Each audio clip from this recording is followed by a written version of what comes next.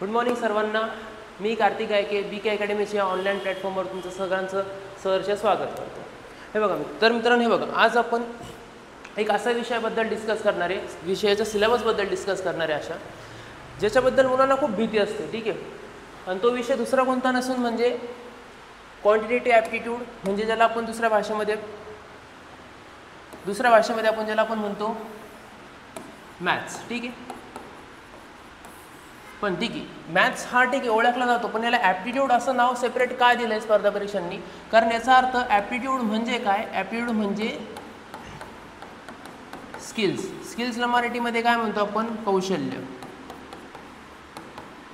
नेमकं म्हणजे काय? आता बघा, फॉर एक्झाम्पल मी एखाद्या संख्या असं दिलं तुम्हाला, मी म्हटलं 57 गुणिले 58 हे करा. नॉर्मल 5वीच्या मुलाला जरी मी हा एक्झाम्पल दिला सोडवायला तरी तो सॉल्व करेल, त्यात काहीच वाद नाही आणि आन्सर पण येईल त्याचं. पण त्याला हा क्वेश्चन सॉल्व करायला किमान 3 ते 4 मिनटं किंवा त्यापेक्षाही कमी किंवा इतका वेळ तरी लागू शकतो. पण आपल्याला हे गोष्टी स्पर्धा परीक्षामध्ये आपल्याला असतं काय? सगळ्यात मेन म्हणजे टाईम लिमिट. ठीक आहे. कमी टाईम असतो आपल्याला, पण कमी वेळेमध्ये हा गुणाकार आपण एकदम फास्ट कसा करणार आपण हे इथं शिकणार आहे. त्याच्यामुळे ह्या गोष्टीला ॲप्टिट्यूड आणि दुसरं नाव काय म्हणून मी त्याला या गोष्टीला म्हणतात स्किल्स. ठीक आहे. तर आता आपण सगळ्यात पहिले सिलेबसबद्दल चर्चा करून घ्या. नेमकं आपल्याला ह्या टॉपिकमध्ये नेमकं शिकायचं काय काय. ठीक आहे. आता बघा, सगळ्यात इम्पॉर्टंट म्हणजे सगळ्यात कोणतीही एक्झाम असो, स्पर्धा परीक्षेशी संबंधित MPSC असो, UPSC असो, बँकिंग असो, SSC असो, रेल्वे असो किंवा इतर सरळ सेवेचे एक्झाम्स असो, तुम्हाला ह्या बेसिक गोष्ट येणं खूप गरजेचं आहे. हे नाही येते तर मी टॉपिकवर जम्प करू शकणार नाही आणि तुम्ही पण नका करू. डायरेक्ट असं नाही की तुम्हाला गुणाकार भागाकार येत नाही, तुम्ही डायरेक्ट पर्सेंटेज सॉल्व करताय, असं बिलकुल नका करू. ठीक आहे. आता बघा, सगळ्यात पहिला बेसिक टॉपिक कोणता आपला? तो म्हणजे स्क्वेअर, स्क्वेअर रूट, क्यूब आणि क्यूब रूट. आता बघा, मराठीवाले वर्ग, वर्गमूळ, घन व घनमूळ. उदाहरण, मी म्हणलं मला 59चा वर्ग करायचा आहे, तर मॅक्झिमम मुलं काय करतील इथं? 59 गुणिला 59 असं लिहिशील. 9 9 81, एक इथं हातचे आले 8, 9 गुणिला 5 45 आणि हे 8 आपल्याला बिलकुल असं करायचं नाही आहे. ठीक आहे. नीट समजून घ्या. टॉपिकचं नाव आहे का आपल्या सिलेबस मेन टॉपिकचं नाव आहे का आपल्या? ॲप्टिट्यूड. ॲप्टिट्यूड म्हणजे काय? स्किल्स. कमी वेळेमध्ये ह्या गोष्टी कशा करणार आपल्याला हे बघायचं. फॉर एक्झाम्पल मला जर हा गोष्ट करायची मी डायरेक्ट करणार. 5चा वर्ग 25, 45ची दुप्पट 90, 9चा वर्ग 81, 1 8 9 आणि 5 14, हातचा आलेख 3481. आता हे काय केलं मी एक्झॅक्टली तुम्हाला टॉपिकच्या टायमाला सांगाल. फक्त तुम्हाला एक डेमो म्हणून सांगतो मी की ह्या गोष्टी इतक्या फास्टमध्ये आपण कसं करणार. हा 3 आहे, 3481 हा याचा वर्ग आहे. हा एकदम पटकन कसा आला हे मी तुम्हाला सांगेन. ठीक आहे. आणि हे गोष्टी आपण कोणत्या टॉपिकमध्ये शिकणार? ह्या स्क्वेअरमध्ये. आणि हा स्क्वेअर फक्त आपण 2 अंकांचा नाही, आपण 2 डिजिटचा सोबत 3 डिजिटचा आणि त्यासोबत 4 डिजिटचा. 4 डिजिटचा इतका जास्त युजफुल नाही आहे, पण 2 आणि 3 डिजिटचे तर मॅक्झिमम यूज हाच स्क्वेअरचा होतो आपल्याला. ठीक आहे. त्यानंतर आहे तुमचं स्क्वेअर रूट. फॉर एक्झाम्पल मी असं इथं काही लिहिलं, ही संख्या कोणत्या संख्येचा वर्गमूळ आहे असं विचारलं जातं प्रश्नांमध्ये. इतक्या वेळ आपण काय केलं, एखादी संख्या आपण काय केलं, तिचा वर्ग काढला, पण ही संख्या कोणत्या संख्येचा वर्ग आहे असं विचारण्यात येतं. ठीक आहे. आणि हे आपण कशामध्ये शिकणार? ह्याच टॉपिकमध्ये शिकणार. ठीक आहे. त्याच्यानंतर आहे क्यूब नंतर त्याच्यानंतर क्यूब रूट म्हणजे काय? घन. फॉर एक्झाम्पल मला 21चा घन काढायचा आहे, तो किती? किंवा 3375 ही संख्या कोणत्या संख्येचा घन आहे? इथं मी घन काढणार, इथं काय करणार? घनमूळ काढणार. घन काढणे आणि घनमूळ काढणे याच्यामध्ये डिफरन्स क्लिअर झाला नसेल झाला सध्या तरी काय हरकत नाही, आपण टॉपिकमध्ये शिकवून घेऊ त्याला. ठीक आहे. त्यानंतर तुमचा दुसरा टॉपिक तो म्हणजे फ्रॅक्शन अँड मिक्स फ्रॅक्शन. मराठीमध्ये म्हणलं तर अपूर्णांक व पूर्णांकयुक्त अपूर्णांक. आता बघा, फ्रॅक्शन म्हणजे काय? समजा मी एखादी संख्या लिहिली असं 3/5, ही झालं काय तुमचं फ्रॅक्शन. आणि मिक्स फ्रॅक्शन म्हणजे काय? फॉर एक्झाम्पल 3/5 असा आहे, पण त्याच्यासोबत एक नंबरसुद्धा आहे 8 3/5, हा काय झाला तुमचा मिक्स फ्रॅक्शन. ठीक आहे. याच्याशी संबंधित यांची ॲडिशन, सबट्रॅक्शन ह्या गोष्टी आपण सर्व शिकणार आहे. बघा, हा टॉपिक इम्पॉर्टंट काय आहे फ्रॅक्शन आणि मिक्स फ्रॅक्शन, त्याचं कारण असं, समोर एक टॉपिक आहे टाईम अँड वर्क म्हणून, ठीक आहे. त्याच्यामध्ये गरजेचं नाही की प्रत्येक वेळेस तुमचे जे ऑप्शन्स असतील ते प्रॉपर नंबर म्हणजे काय इंटिजर्स, म्हणजे काय 50, 60, 70, 81 हे काय झाले तुमचे प्रॉपर नंबर. गरजेचं नाही की असेच ऑप्शन्स तुम्हाला एक्झामच्या पॉईंट ऑफ व्ह्यूमध्ये विचारतील, असं नाही आहे. तुमचे कधी कधी ऑप्शन असे पण असतील 3, 17/19, 8, 55/59.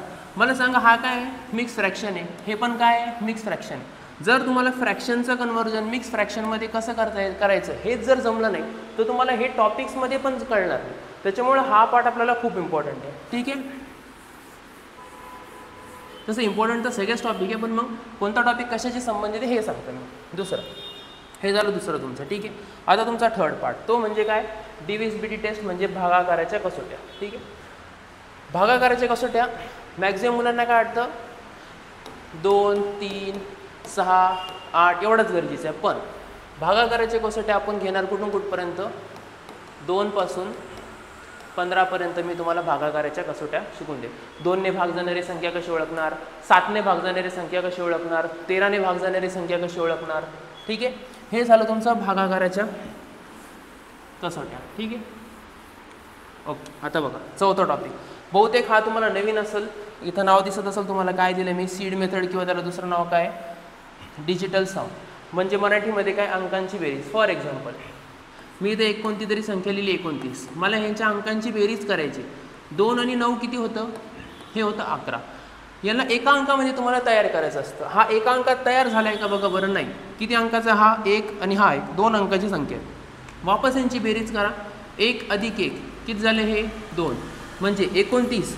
याचा सीड किती तयार झाला 2, ठीक आहे. याचा वापर काय आहे हे तुम्हाला मी टॉपिकमध्ये नक्की सांगेन, फक्त तुम्हाला जस्ट एक इंट्रो पार्ट आहे म्हणून मी तेवढा तुम्हाला शॉर्टकटमध्ये सांगतोय तुम्हाला. सॉरी. दुसरं, ठीक आहे. हे झाले तुमचे 4 टॉपिक बेसिकचे. अजून दुसरा 5वा टॉपिक बेसिकचा तो म्हणजे काय गुणाकार. आता बघा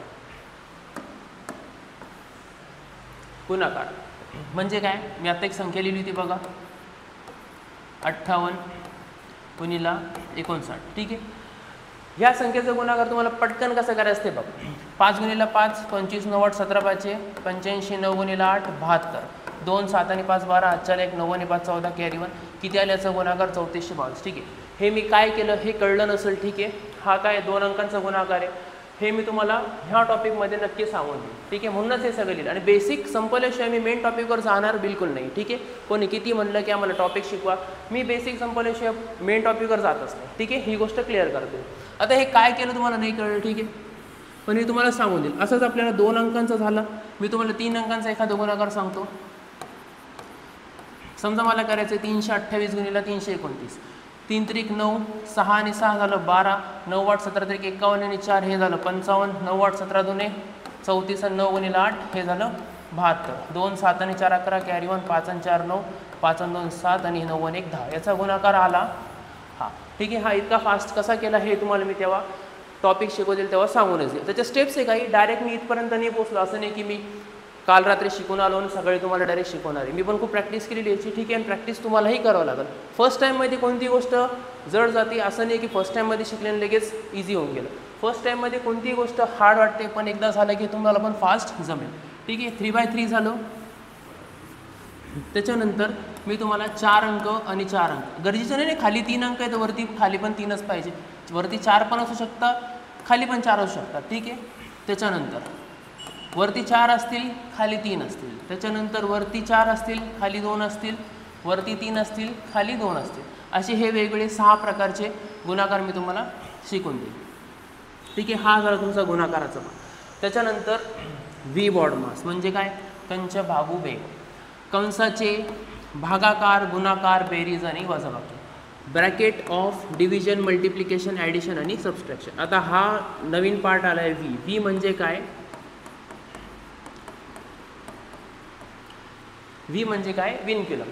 हे काय आहे, शब्द काय आहेत, दुसरं अल्टरनेट नाव याचा अर्थ असतो बार. म्हणजे काय, एखादी मी संख्या लिहिली 5.5 आणि याच्या डोक्यावर समजा असा बार आहे, तर याचाच अर्थ काय असतो, हा विनक्युलम. म्हणजे ब्रॅकेटच्या आधी पण तुम्ही काय सॉल्व्ह करणार आहे, हा बार सॉल्व्ह करणार, हा याचा अर्थ असतो. टॉपिकमध्ये मी तुम्हाला क्लिअर करून देईल.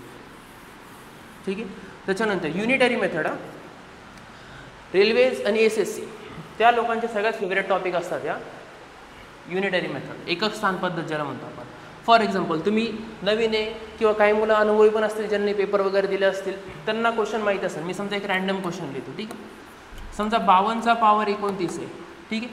काहीतरी संख्या आहे, काहीतरी अंक तयार करेल ना हा, तर ह्या संख्या तयार झालेल्या संख्याच्या एकक स्थानी म्हणजे काय, युनिट प्लेसला. एकक स्थान म्हणजे काय, युनिट प्लेसला. युनिट प्लेसला कोणती संख्या तयार होईल असे क्वेश्चन असतात. यालाच काय म्हणणार आपण, एकक स्थान पद्धत म्हणजेच काय, युनिटरी मेथड. ठीक आहे. असेच क्वेश्चन असतील,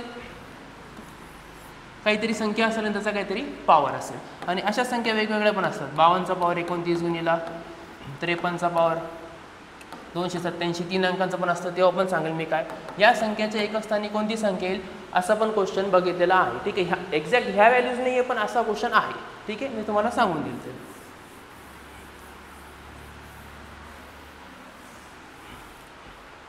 ठीक आहे. याच्यानंतर 8 नंबरचा टॉपिक आहे तुमचा, तो म्हणजे काय, घातांक. घातांक म्हणजे काय ते लिहिले मी, एक्सपोनेंट्स. म्हणजे काय, तुम्ही लहानपणी शिकले असेल 5चा पॉवर 3 गुणिला 5चा पॉवर 7 बरोबर 5चा पॉवर 7 आणि 3 किती होतं, 10. म्हणजे गुणाकार असला तर यांची वजाबाकी बेरीज होतं ती. सॉरी, इथं जर मी लिहिलं 5चा पॉवर 15 भागेला 5चा पॉवर 3, जर भागाकार आहे तर यांची काय होऊन वजाबाकी. 5चा पॉवर 15मधून 3 गेले, किती राहिले, 12. हे कोणत्या फॉर्म्युलेवर जातो पण तुम्ही फॉर्म्युला माहिती असेल तुम्हाला. एक्सचा पॉवर m गुणिला एक्सचा पॉवर n बरोबर एक्सचा पॉवर m प्लस n. ह्या गोष्टी सगळ्याच्या 12-13 रूल्स यायचे मी तुम्हाला सांगून देईल. ठीक आहे. हा काय तुमचा कोणता टॉपिक, हा आहे तुमचा घातांक म्हणजेच काय, एक्सपोनेंट्स. ठीक आहे. याच्या व्यतिरिक्त एक टॉपिक आहे अजून तुमचा. ठीक आहे.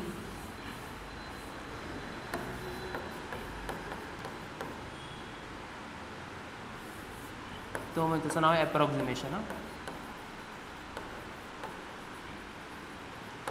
ॲप्रॉक्सिमेशन म्हणजे काय, यालाच मराठीमध्ये म्हणणार जवळपास.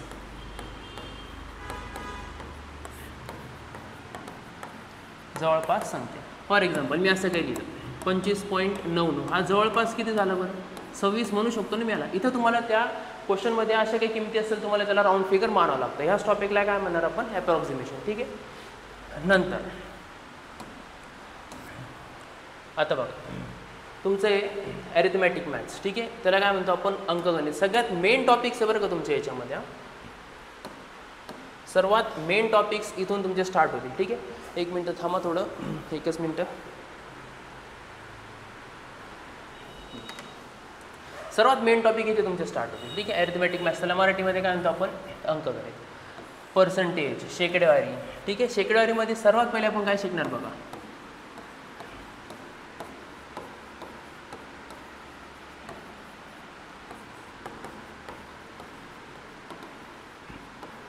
Professional fraction. सगळ्यात पहिले तुम्हाला हा पार्ट शिकवणार. हा पार्ट खूप सारे किचकट क्वेश्चनना इझी करतो. ठीक आहे. आता बघा तो कसा, फॉर एक्झाम्पल प्रोफेशनल फ्रॅक्शन म्हणजे काय, मराठीमध्ये म्हणतात त्याला व्यावहारिक अपूर्णांक. आता बघा फॉर एक्झाम्पल मी म्हणलो 75% याचा व्यावहारिक अपूर्णांक म्हणजे किती. आता बघा 75% म्हणजे किती, 75/100. मी यांना भाग देऊ शकतो वापस कशा कशाने बघा, 25 त्रिक 75, 25 चौक 100 म्हणजे 75% याचा व्यावहारिक अपूर्णांक किती आला, 3/4.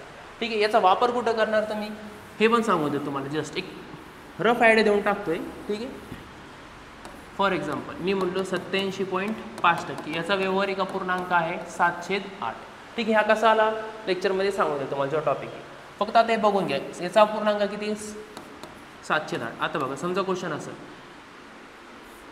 87.5% ऑफ 560 बरोबर किती. फॉर एक्झाम्पल असं काही क्वेश्चन, तर मॅक्झिमम मुलं काय करतात, 87.5%ला हटवतात, खाली 100 लिहितात, ऑफ म्हणजे गुणाकार 560, 0 काढतात, हा पॉईंट काढतात, वापस इथे 0 लागतो, मग यांच्यामध्ये भाग देतात. इतकं मोठं जायचं नाही आपल्याला. ठीक आहे.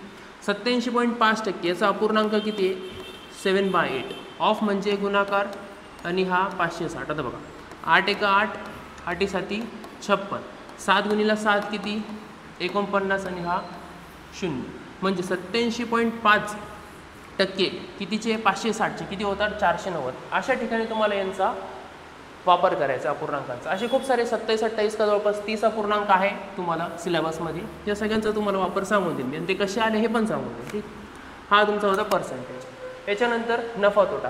पर्सेंटेज आणि नफा तोटा एकमेकांना रिलेट करतात. खूप जास्त डिफरन्स नाही आहे त्यांच्यामध्ये, थोडा मायनरचा डिफरन्स येतो. ठीक आहे, एखादी वस्तू घेतली, नफा केव्हा होतो? नफा केव्हा होतो? जेव्हा खरेदी किंमत ही विक्री किमतीपेक्षा कमी असते तेव्हा काय होणार आपल्याला? नफा. आणि जर खरेदी किंमत विक्री किमतीपेक्षा जास्त असेल तर काय होणार आपल्याला? तोटा. हे फक्त जस्ट एक इंट्रो आहे, तेवढं लक्षात ठेवा फक्त. ठीक आहे, त्याच्यानंतर तुमचा टॉपिक आहे सिम्पल इंटरेस्ट आणि कंपाऊंड इंटरेस्ट. आता बघा 5वी-6वीला असताना आपला फॉर्म्युला तर बघा, simple interest is equal to PTR/100. याचाच वापर करायचा आहे आपल्याला इथं पण, सिम्पल इंटरेस्टचा PTR/100. नंतर दुसरा पार्ट काय? Compound interest. ठीक आहे, आता कंपाऊंड इंटरेस्ट एक्सप्लेन नाही करणार मी इथं, फक्त लक्षात ठेवा की हा सिम्पल इंटरेस्ट आहे आणि कंपाऊंड इंटरेस्ट तुम्हाला मी टॉपिकमध्ये एक्सप्लेन करून देईन. ठीक आहे, त्यानंतर रेशिओ अँड प्रपोर्शन. मराठीमध्ये गुणोत्तर आणि प्रमाण असं देतात बघा तिथे. 5:7. ठीक आहे, 7:9 असं काहीतरी गुणोत्तर आहे. 2 लोकांना पगार वाटायचा आहे, त्यांचा पगार आहे समजा 8,000, तर ह्या व्यक्तीला किती भेटला आणि ह्या व्यक्तीला किती भेटला किंवा या दोघांचा पगारामधला फरक. असे क्वेश्चन्स म्हणजे काय? Ratio proportion. त्याच्यानंतर असं पण देतात बघा, A:B दिलेले 3:5, B:C दिलेले 3:7 आणि विचारलं काय final A:C is equal to what. असे क्वेश्चन्स दिलेले. हे काय झालं तुमचं? रेशो आणि प्रपोर्शन. ठीक आहे, त्यानंतर तुमचा टॉपिक आहे पार्टनरशिप. म्हणजे काय? भागीदारी. भागीदारी आणि मिक्सचर आणि एलिगेशन म्हणजे मिश्रण. हे सगळं सोबतचेच पार्टी. रेशो प्रपोर्शन जमला तर पार्टनरशिप जमतो, पार्टनरशिप जमलं तर मिश्रण जमतं. ठीक आहे, आता बघा पार्टनरशिप म्हणजे काय? एखादी व्यक्ती आहे, दुसरा एखादी व्यक्ती बी आहे. याने 50,000 रुपयाची गुंतवणूक केली, याने 70,000 रुपयाची गुंतवणूक केली. 1 वर्षानंतर त्यांना इतका नफा झाला असेल तर एचा हिस्सा किती व बीचा हिस्सा किती, असा क्वेश्चन म्हणजे काय? हे झालं पार्टनरशिप. यांच्यामध्ये लोक असतील आणि ते पैसे घेऊन येतील, काहीतरी इन्व्हेस्टमेंट करेल. काही लोक स्टार्टिंगलाच इन्व्हेस्टमेंट करतील, काही लोक काही वेळेनंतर इन्व्हेस्टमेंट करतील, काही लोक इन्व्हेस्टमेंट काढून पण घेतील, कधी काही लोक इन्व्हेस्टमेंट ॲड पण करतील. ठीक आहे, आता टाईप्स बघू आपण त्याच्यानंतर, फक्त तुम्हाला इंट्रोडक्शन देतो मी याचं. नंतर मिश्रण आणि ॲलिगेशन. ॲलिगेशन म्हणजे मराठीमध्ये म्हणतात त्याला पृथक्करण. ठीक आहे, मराठीमध्ये आपल्याला म्हणतात काय हे नाही, तुम्हाला क्वेश्चन सांगेल मी डायरेक्ट. आता बघा मिक्सचर म्हणजे काय?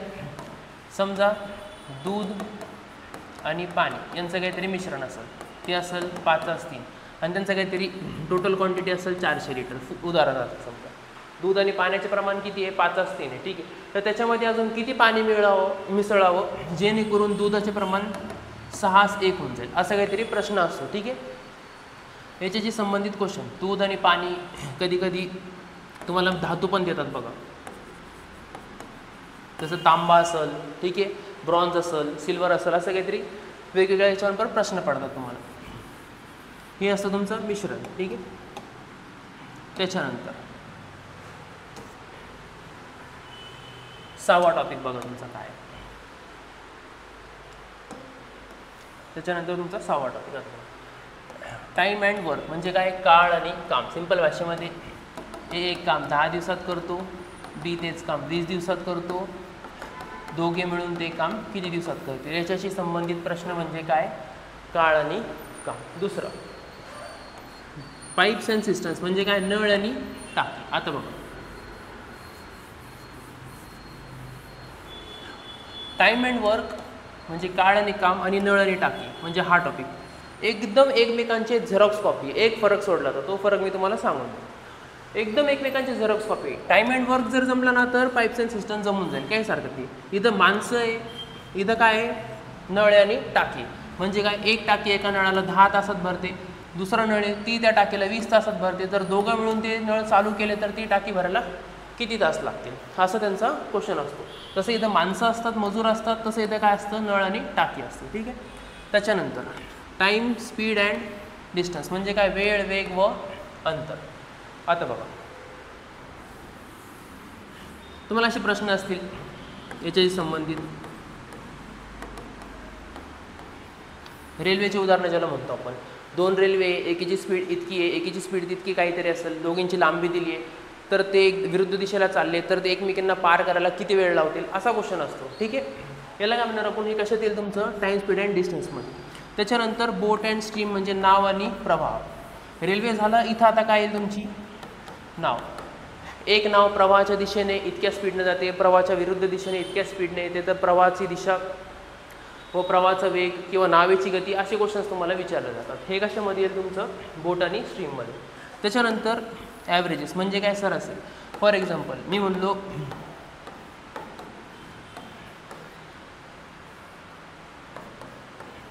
3 लोकांकडे इतके रुपये, 10 रुपये, 30 रुपये आणि 50 रुपये. ठीक आहे, तर प्रत्येकाकडे सरासरी किती रुपये. एक उदाहरण, 50 आणि 30 किती झालं 80, 80 आणि 10 किती 90. एकूण लोक किती हे 3 ने भाग द्या, किती झाला 30 त्रिक 90, म्हणजे प्रत्येकाकडे किती रुपये सरासरी 30 रुपये. म्हणजे सगळ्यांची बेरीज म्हणजे संख्यांची बेरीज भागीला एकूण संख्या, याला काय म्हणणार आपण सरासरी. हे काय फॉर्म्युलावरच हे सगळं चालेल तुमचं. ठीक आहे, आता बघा हे झालं तुमचं सरासरी. त्यानंतर तुमचं लसावी आणि मसावी. आता खूप लोकांना याच्यामध्ये खूप कन्फ्युजन असतं, लसावी म्हणजे काय आणि मसावी म्हणजे काय. ठीक आहे, एक शॉर्टकट सांगतो तुम्हाला. फॉर एक्झाम्पल मी असं काय लिहिलं 12 आणि 16. ठीक आहे, मी बोललो मला यांचा लसावी हवा. लसावी म्हणजे काय, लीस्ट कॉमन मल्टिपल. ठीक आहे, म्हणजे अशी संख्या, पहिली संख्या जी ह्या दोघांच्या पण पाड्यामध्ये येते. ठीक आहे, आता बघा दोघांमध्ये मोठी संख्या कोणती आहे 16. 16चा पाडा म्हणा, 16 एक 16. 12च्या पाड्यामध्ये 16 येतो का, बिलकुल नाही. 16चा पाडा कंटिन्यू करा, 16 दुने 32. 12च्या पाड्यामध्ये 32 येतं का, बिलकुल नाही. 16चा पाडा वापस कंटिन्यू करा, 16 त्रिक 48. 12च्या पाड्यामध्ये 48 येते का, हा हो येतं. 12 गुणिले 4 48 होतं. म्हणजे 48 ही पहिली संख्या आहे जी ह्या दोघांच्या पण पाड्यामध्ये येते, आणि ह्याच गोष्टीला काय म्हणतो आपण एलसीएम. ठीक आहे, थोडाफार आयडिया क्लिअर झाला असेल. काय किती पण संख्या असो, असं नाही की दोनच संख्या दिला, इथं काहीतरी तिसरी संख्या असेल, मी म्हणतो 18, तर मग काय केलं असतं 18चा पाडा बोललो असतो. ठीक आहे, आता बघा अशी संख्या जी या जितक्या पण दिलेल्या संख्या आहे अशी संख्या शोधायची ज्या सगळ्या संख्यांच्या पाड्यामध्ये येते. पहिली संख्या बरं का. आता बघा 96 पण आहे, 12च्या पाड्यामध्ये 96 पण येतं आणि 16च्या पाड्यामध्ये पण 96 येतं, पण ती पहिली संख्या आहे का नाही, म्हणून आपण हिला एलसीएम नाही म्हणणार. ठीक आहे, एलसीएम कोण आहे तुमचा, हा 48च एलसीएम आहे. त्याचं कारण काय, लिस्ट म्हणजे काय लघुत्तम, सर्वात पहिली म्हणजे काय सर्वात छोटी अशी संख्या जी दोघांच्या पण किंवा दिलेल्या संख्यांच्या पाड्यामध्ये येते, त्याला काय म्हणणार आपण एलसीएम. ठीक आहे, क्लिअर आहे. दुसरं, आता मसावी म्हणजे त्यालाच काय म्हणतो आपण एचसीएम. मी त्याच संख्या घेतो. ठीक आहे, 12 आणि 16 त्यांचा काय काढायचं आपल्याला, मसावी काढायचं. एक उदाहरण, आता बघा मसावी म्हणजे अशी संख्या जी ह्या दोन्ही संख्यांना भाग देईल. ठीक आहे, असा अर्थ असतो त्यांचा. आता बघा 12ला आणि 16ला कोण कोण भाग देतो, 2 ने पण भाग जातो. ठीक आहे, समोर आपण जाऊ, 4 ने पण भाग जातो. हे बघा 2 ने पण 12ला भाग जातो, 16ला पण 2 ने भाग जातो. पण मसावीचा अर्थ काय असतो, हायेस्ट, म्हणजे आपण अजून मोठी एखादी संख्या आहे का जी ह्या दोघांनी संख्यांना भाग देते, असा विचार करावा लागतो. ठीक आहे, आता बघा 2 ने भाग जातो, ठीक आहे जातो, पण 2 पेक्षा मोठी संख्या कोणती अजून 4. 4 ने 12ला भाग जातो का, हो. 4 त्रिक 12 होतं. 4 ने 16ला भाग जातो का, हो जातो, 4 चौक 16 होतं. अजून एखादी मोठी संख्या समजा ट्राय करू आपण, 8. 8च्या पाड्यात 12 येतं का नाही, म्हणजे आपला मसावी काय असेल तुमचा हा 4. कळलं काय, लसावी आणि मसावी म्हणजे काय. लसावी म्हणजे अशी संख्या जी या दोघांच्या पाड्यामध्ये येते, पहिली संख्या, आणि मसावी म्हणजे अशी संख्या पाहिजे तुम्हाला जी या दोन्ही संख्यांना भाग देऊ शकते, मोठ्यात मोठी वर्ग. ठीक आहे, कळलं हे. दुसरं, नंतर वयवारी. ठीक आहे, एकाचं वय इतकं आहे, वडिलांचं वय इतकं आहे, मुलाचं वय इतकं आहे, त्यांच्यात इतपट आहे, 5 वर्षानंतर त्यांचं गुणोत्तर इतकं होतं, तर मुलाचं वय किती नाही, वडिलांचं वय किती, असे संबंधित प्रश्न. त्याच्यानंतर आता बघा परमिटेशन अँड कॉम्बिनेशन म्हणजे काय, संयोजन आणि निवड. तुम्ही असे बघितलं असेल, फॉर एक्झाम्पल मी माझंच नाव लिहितो,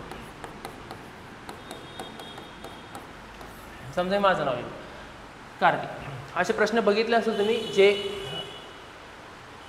जे मुलं याच्यामध्ये एक्झाम वगैरे देऊन आले त्यांनी बघितले असेल.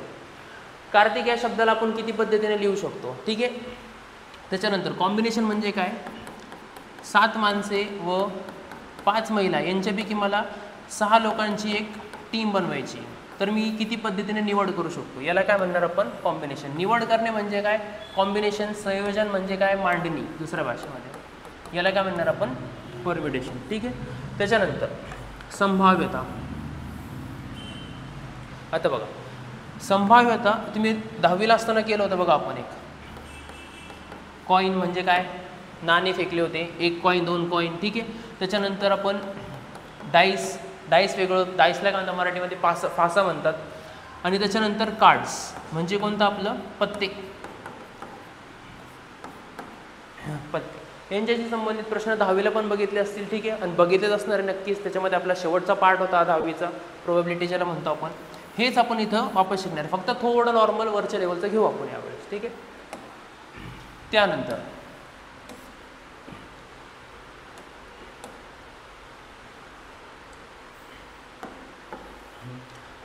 त्यानंतर बघा तुमचा भूमिती.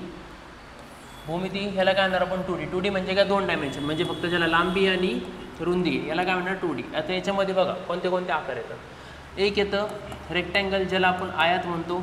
दुसरा येतो तुमचा स्क्वेअर, ज्याला आपण चौरस म्हणतो. त्याच्यानंतर तुमचा येतो रोम्बस. रोम्बस नंतर येतो तुमचा असा, पाहिला असेल तुम्ही, पॅरलेलोग्राम म्हणतो आपण याला.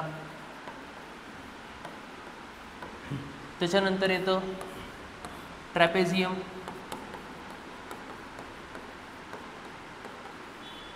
ठीक आहे. त्यानंतर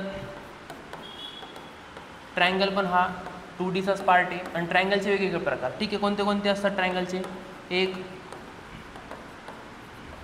इक्विलॅटरल ट्रायंगल, दुसरा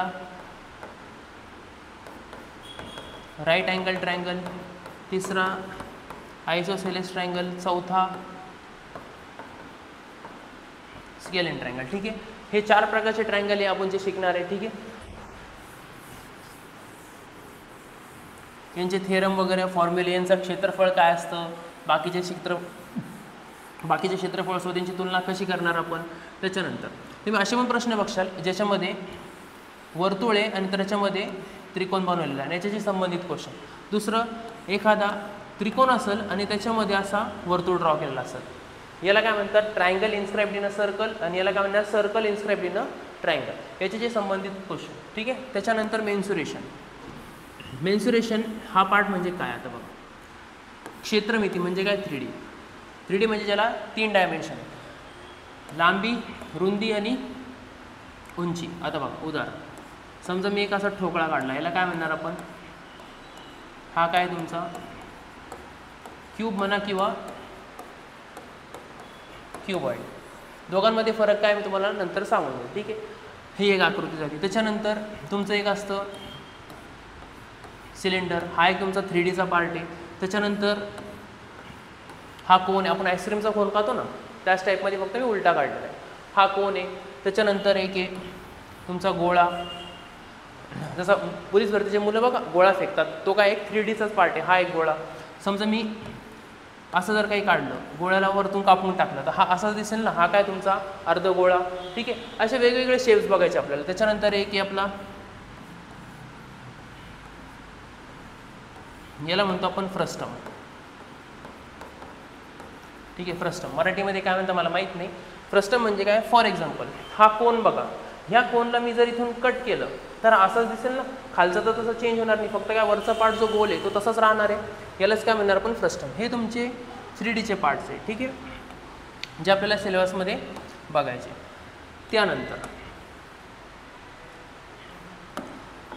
त्यानंतर DI म्हणजे डेटा इंटरप्रिटेशन. सिंपल भाषेमध्ये तक्ता. आता बघा, तुम्ही असे प्रश्न पाहिले असेल, काहीतरी टेबल दिलेला आहे. ठीक आहे. यांच्यामध्ये काहीतरी माहिती दिलेली आहे, PQR, आणि त्यांचे काहीतरी दिलेले, यांचा महिन्यात पगार वाढला वगैरे वगैरे, आणि त्याच्याशी संबंधित 5 प्रश्न असतात. हा कोणत्या फॉर्मचा झाला? हा टेबल आहे. ठीक आहे. दुसरा असतो बघा बार ग्राफ. असं बघितलं असेल तुम्ही, 2 कंपन्यांची तुलना दिलेली आहे, काहीतरी विक्री करता येते, त्याच्याशी संबंधित 5 क्वेश्चन असतील. त्याच्यानंतर एक असतो पाय चार्ट. असं काहीतरी देतात इथं, 15%, 20%, 30%, 30, 50, 65, हा 30%, 95 आणि हा 5%. काहीतरी डिस्ट्रीब्युशन दिलं असेल की 5 कंपन्या आहे A B C D E, यांनी किती किती साखर विकली किंवा काहीतरी विकलं, किती प्रोडक्शन झालं, हे त्यांचं काय तुलना, आणि याच्याशी संबंधित काय असतात 5 प्रश्न तुम्हाला क्वेश्चनमध्ये एक्झाममध्ये विचारले जातात.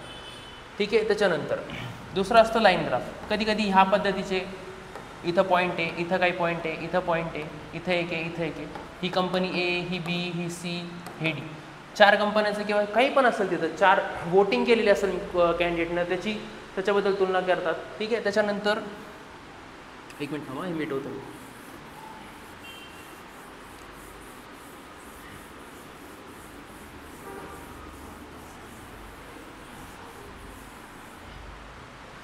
ठीक आहे. त्याच्यानंतर एक स्पायडर डी आय असतो बरं का. स्पायडर म्हणजे काय, आता हे बघून घ्या, असा तक्ता असतो तो.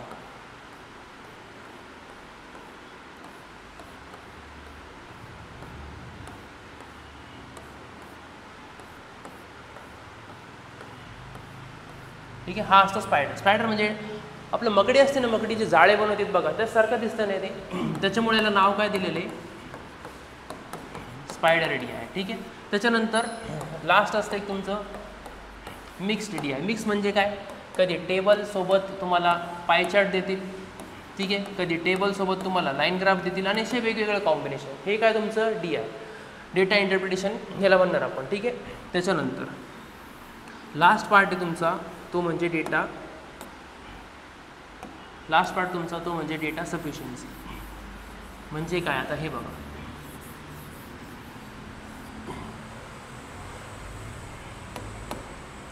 फॉर एक्झाम्पल समजा ते म्हणले मला की हा वर्तुळ आहे आणि याचा मला एरिया सांगा. ठीक आहे. आणि त्याच्यामध्ये मला आरची किंमत दिलेलीच नाही, म्हणजे एरियाचा फॉर्म्युला काय याचा, पाय आर स्क्वेअर. मला सांगा समजा आर दिलेलाच नाही आहे, तर मी एरिया काढू शकतो का त्याचा, बिलकुल नाही. म्हणून डेटा सफिशियन्सी म्हणजे काय, एक असं पहिलं काहीतरी उदाहरण असेल, दुसरं काहीतरी वाक्य असेल, सॉरी उदाहरणी वाक्य असेल की आरची व्हॅल्यू काहीतरी दिलेली आहे किंवा आपल्याला काढावे लागेल, काहीतरी संबंध दिला असेल त्याचा दुसऱ्या वर्तुळासोबत, आणि इथं काहीतरी वाक्य दिलेलं आहे ज्याच्यामध्ये डायरेक्ट आपल्याला आर दिलेला आहे. तर मला सांगा हा फॉर्म्युला, सॉरी हा एरिया काढण्यासाठी आपल्याला डायरेक्ट आरची काय गरज आहे, त्या किमतीची गरज आहे. ठीक आहे.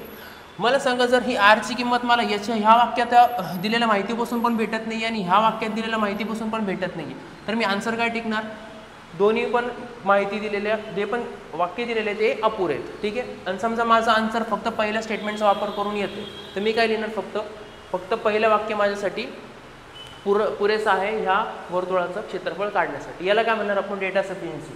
म्हणजे जे काही तुम्हाला उत्तर काढायचं आहे त्याच्यासाठी जे काही तुम्हाला डेटा दिलेला आहे तो पूर्णपणे आहे का नाही आहे, ह्याच गोष्टीला काय म्हणणार आपण, डेटा सफिशियन्सी. आणि याचे पण 5 ऑप्शन असतात बरं का. म्हणजे काय, फक्त पहिला गरजेचं आहे, फक्त दुसरा गरजेचा आहे, एक किंवा दुसरा दोन्ही गरजेचे आहे, आणि तिसरा कोणतंच गरजेचं नाही, म्हणजे दोन्ही पण कमी पडत आहे, हा त्याचा अर्थ होतो. ह्या टॉपिकला काय म्हणणार आपण, डेटा सफिशियन्सी. ठीक आहे. आणि याच्याशी संबंधित प्रश्न शक्यतो मेन्सला पडतात, कोणत्याही एक्झामच्या मेन्सला पडतात. ठीक आहे. प्रीला तर आजपर्यंत बघितले नाही, पण काय सांगता येत नाही, आयोग काय आपल्या घरचं आहे नाही, ते म्हणणार नाही आपल्याला की आम्ही हे फक्त प्रीला टाकू किंवा आम्ही ही गोष्ट फक्त मेन्सला टाकू, ते कधी पण टाकू शकतात. तरी पण आपण हे सगळं कवर इथं करणार आहे. ठीक आहे का.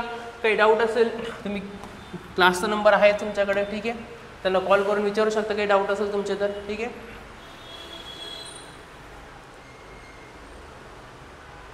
ओके. ठीक आहे. चला अजून काही बाकी का बघून घेऊ आपण. Okay, thank you. ठीक आहे. आता बघा, हे सगळं होतं तुमचं इंट्रोडक्शन. ठीक आहे. आपण जिथून स्टार्ट करणार आपल्या सिलेबसला, तो पहिला टॉपिक म्हणजे असेल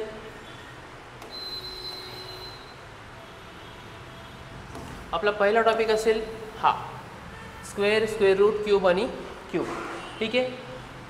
ओके. आणि ह्याच फॉर सिक्वेन्सला पण चालू आहे. पहिले स्क्वेअर, स्क्वेअर रूट संपवणार, नंतर क्यूब, क्यूब रूट संपवणार, नंतर फ्रॅक्शन, नंतर भागाकाराचे कसोट्या, नंतर सीड.